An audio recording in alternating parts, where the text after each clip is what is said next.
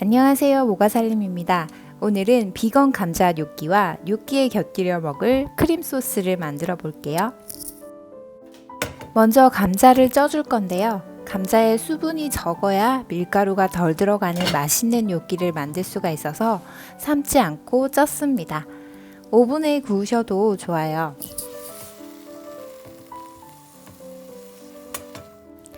충분히 익힌 감자는 껍질을 벗기고 매셔로 으깨주세요. 뜨거울 때 해야 잘 으깨집니다. 너무 힘을 줘서 으깨기보다는 포슬포슬한 감자의 질감이 살아있도록 으깨주세요.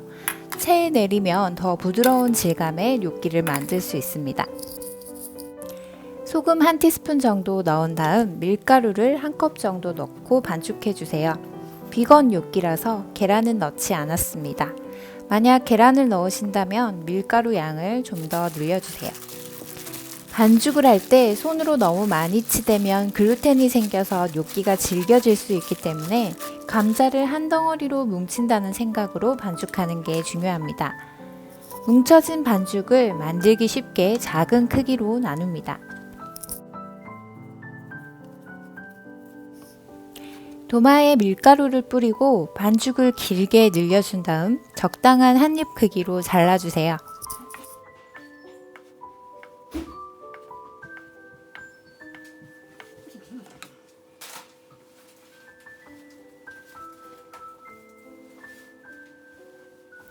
자른 단면이 위아래로 오도록 다듬어주고 포크로 살짝 눌러서 뇨끼 모양을 내주었습니다.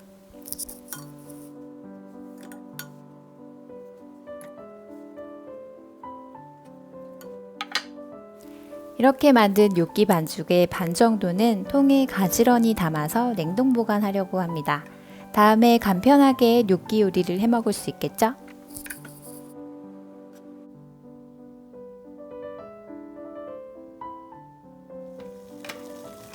바로 먹을 뇨끼는 끓는 물에 올리브 오일을 살짝 넣은 다음 삶아주세요. 오래 삶으면 반죽이 풀어질 수 있기 때문에 뇨끼가 물 위로 떠오르면 바로 건져줍니다. 이제 팬에 올리브유를 두르고 삶은 뇨끼를 노릇노릇하게 구워주세요. 이렇게 구운 뇨끼를 다양한 소스와 곁들여 먹으면 되는데요. 저는 오늘 뇨끼와 함께 먹을 비건 크림 소스를 만들어 볼게요. 먼저 양파와 미니 새송이 버섯을 채 썰어줍니다.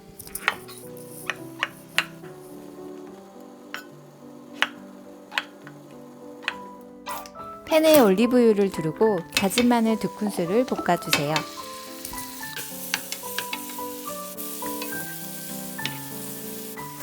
마늘이 볶아지면 양파와 버섯을 넣고 소금으로 약간 간한 다음 볶아주세요.